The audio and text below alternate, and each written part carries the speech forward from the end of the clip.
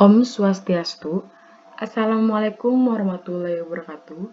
Perkenalkan, saya Sesananda Ranita dengan NIM 20130910006 dari Universitas Pendidikan Ganesha.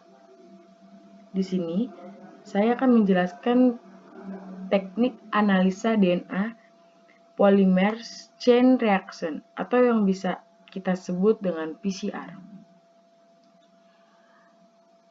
PCR merupakan suatu proses sintetis enzimatik untuk melipat gandakan suatu sekuens nukleotida tertentu secara in vitro.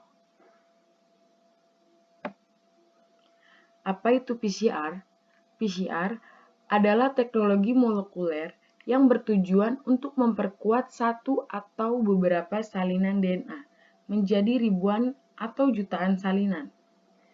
Dikembangkan pada tahun 1983 oleh Karim Willis, PCR sekarang menjadi teknik umum dan penting yang digunakan di laboratorium penelitian biologi untuk berbagai aplikasi. Pada tahun 1993, Willis dianugerahi hadiah Nobel di bidang kimia bersama dengan Michael Smith untuk karyanya di PCR. Selanjutnya, molekuler untuk DNA, yakni memiliki beberapa atau tampungan kebutuhan. Beberapa teknik untuk menganalisis DNA dan RNA dibatasi oleh sejumlah kecil asam nukleat uji yang tersedia. Berikutnya, dapat mereplikasikan target DNA dari beberapa salinan menjadi jutaan dalam beberapa jam. Sangat singkat, tentunya untuk melakukan pengaplikasian gen. Nah, solusinya, PCR dengan cepat meningkatkan jumlah DNA dalam sampel. Langkah-langkah dasar PCR.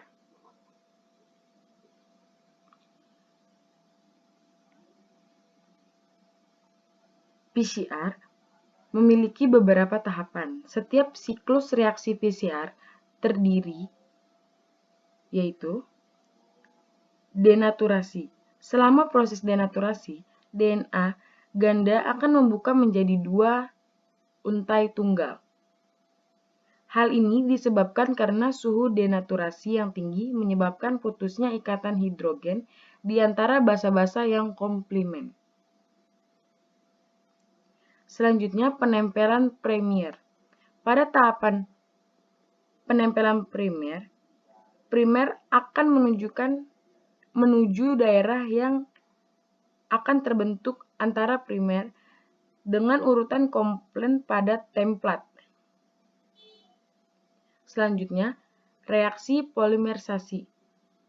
Reaksi polimerisasi atau perpanjangan rantai ini terjadi pada suhu 72 derajat Celcius. Selanjutnya, pradenaturasi. Dilakukan selama 1-9 menit di awal reaksi untuk memastikan kesempurnaan denaturasi dan mengaktifasi DNA polimers. Yang terakhir, final elongasi. Biasanya dilakukan pada suhu optimum enzim pada derajat 70 sampai 72 derajat Celcius selama 5-15 menit untuk memastikan bahwa setiap utas tunggal yang tersisa sudah diperpanjang secara sempurna. Proses ini yaitu siklus PCR terakhir. Komponen utama dalam proses PCR. DNA cetakan itu fragmen DNA yang akan dilipat gandakan. Oligonucleotide primer yaitu suatu urutan nukleotida pendek yang digunakan untuk mengawasi sintetis rantai DNA. Enzim DNA polimerase yaitu enzim yang menganalisis reaksi sintetis DNA PCR melibatkan banyak siklus yang masing-masing mempunyai 3 tahapan berulang. Nanti di sini kita jelasin 3 tahapan berulang itu seperti apa.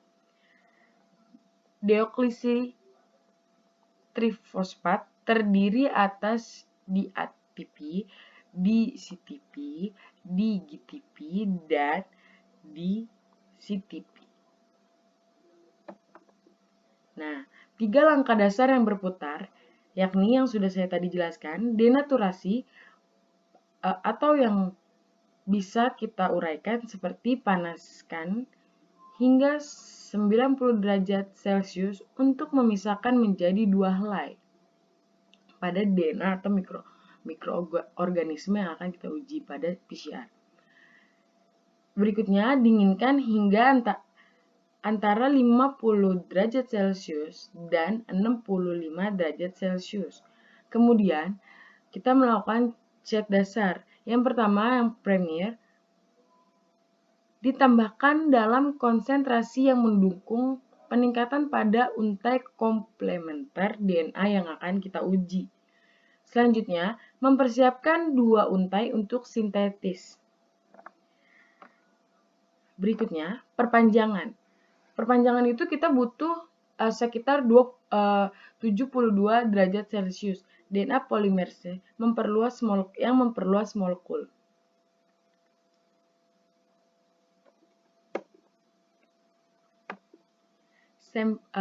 Berikut saya lampirkan video yang akan mau diuji atau sampel yang sudah diambil.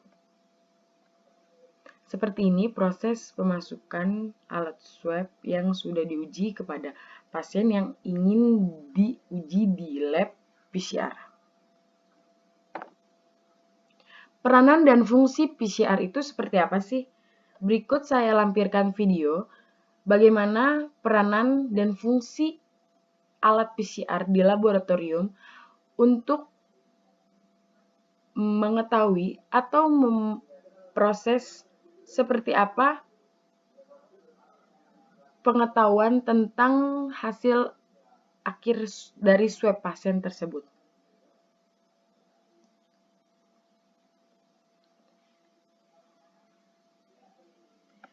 DNA diperbanyak genetiknya.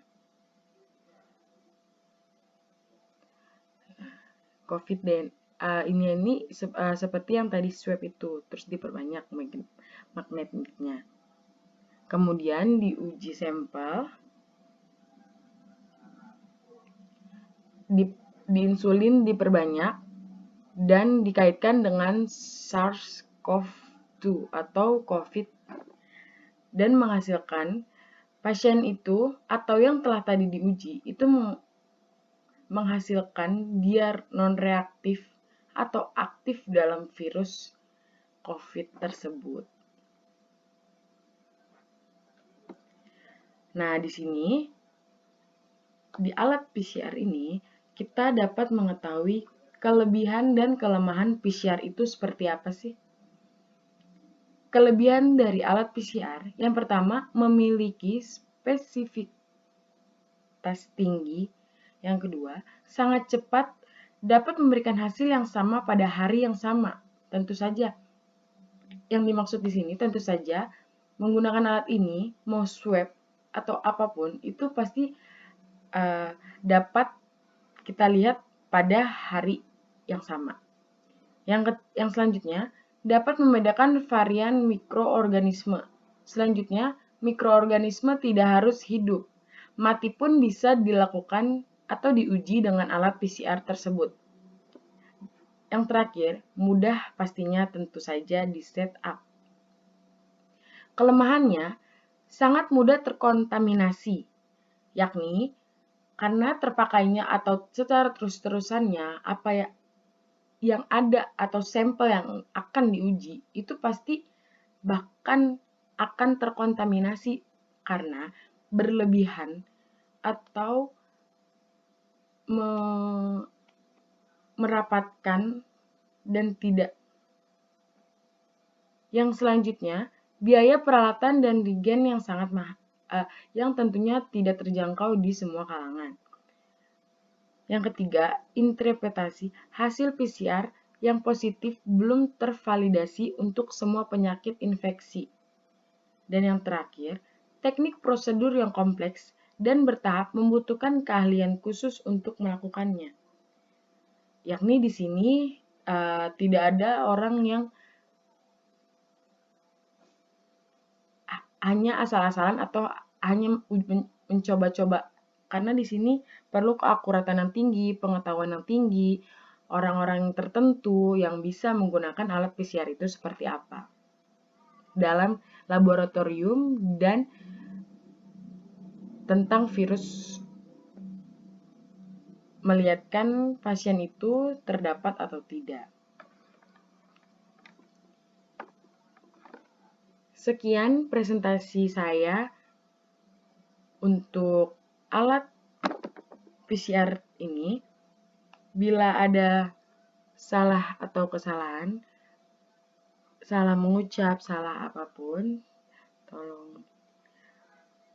Terima kasih. Wassalamualaikum warahmatullahi wabarakatuh. Om Santi Santi Santi Om.